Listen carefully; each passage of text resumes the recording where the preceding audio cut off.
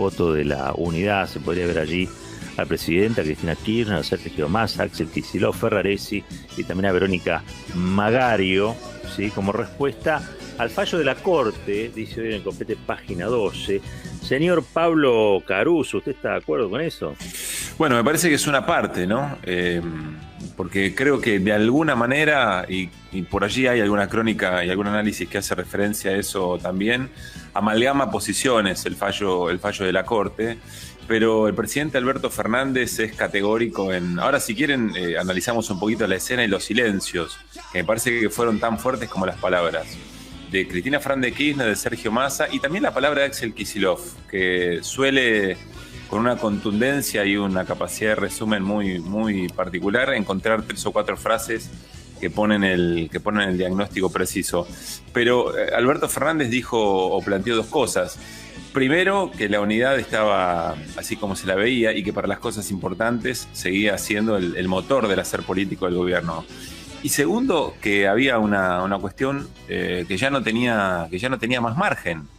Es el diagnóstico claro de que frente al desarrollo de ciertas políticas hay un sector del Poder Judicial que oficia como ariete del sector del poder económico que impide el desarrollo de un gobierno. Y frente a eso, alguien decía, bueno, el gobierno rompió lanzas. En realidad lo que hizo ayer, me parece, Alberto Fernández fue demostrar que las lanzas estaban rotas hace rato, que no fue el gobierno el que inició eso, sino más bien todo lo contrario. Alberto Fernández trató, con la mirada estratégica de Cristina Fernández de Kirchner, llevar adelante su modo. Bueno, el modo de Alberto Fernández, y esta es la pregunta que para mí queda arriba de la mesa, el modo de Alberto Fernández fracasó. La posibilidad de los consensos, de las mesas de acuerdos con estos sectores han fracasado. Lo que yo creo que queda arriba, lo que creo que queda ahí flotando, y ahora podemos escuchar a Alberto Fernández, es cuál es la acción política a continuación del diagnóstico preciso que ayer dio el presidente y que, entre otras cosas, esto decía. Yo les pido, por favor, que saquen esta foto. Sáquenla. Y no se olviden nunca. Porque aquí estamos los que estamos convencidos de lo que hay que hacer en la Argentina. Y no va a haber ni tapa de los diarios, ni sentencia judicial que nos deje o nos lleve a hacer aquello que debemos hacer en favor de los argentinos. Grábense esta foto. Esta es la foto de nuestra unidad, de los que queremos poner de pie a la Argentina después de un tiempo en que la derrumbaron, la pusieron de rodillas, la endeudaron, le quitaron la educación y la salud. Y nadie va a hacernos ceder en eso. Muy bien, allí un tramo. Para mí hubo 2 tramos claros del discurso. Primero la confrontación de modelos y después efectivamente una referencia al fallo de la Corte, pero todo en el mismo concepto. Por eso yo decía, un sector del Poder Judicial al servicio de garantizar la preeminencia de uno de esos 2 modelos que el presidente estaba anunciando, y además tenía en sus espaldas casas a medio hacer, que durante el gobierno de Mauricio Macri habían quedado en ese punto. Y no habían sido entregadas. Después el gobernador Kicillof y Ferraresi fueron más contundentes sobre ese tema. Pero hay una posición que es muy importante. Las 3 patas determinantes, digamos, del frente de gobierno coincidiendo en un diagnóstico gravísimo, que es que hay un sector, que uno de los 3 poderes, por lo menos, está obturando el desarrollo democrático. Ahora, frente a eso se impone, bueno, ¿y ahora qué?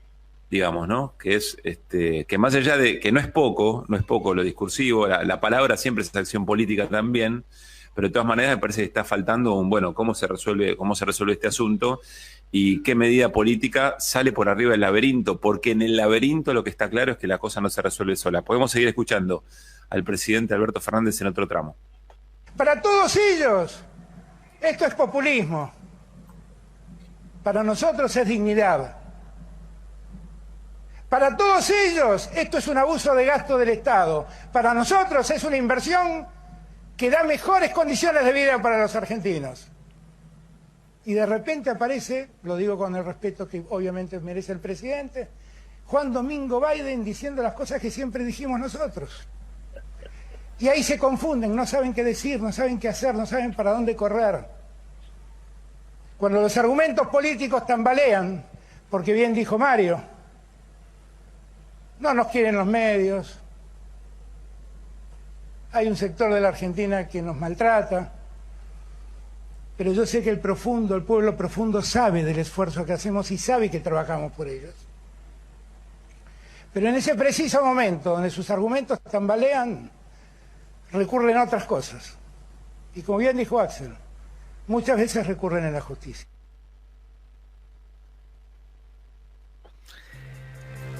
Juan Domingo Biden, si Mariotto está escuchando, se agarró la cabeza, ¿no? Sí, tampoco me parece que hay que tomarlo tan literalmente. Compartiendo un montón de cosas con Gabriel Mariotto, me parece que la crítica que hace en Twitter no es justa, porque está claro que Alberto Fernández se refiere a las caracterizaciones más esquemáticas de modelos, digamos, ¿no?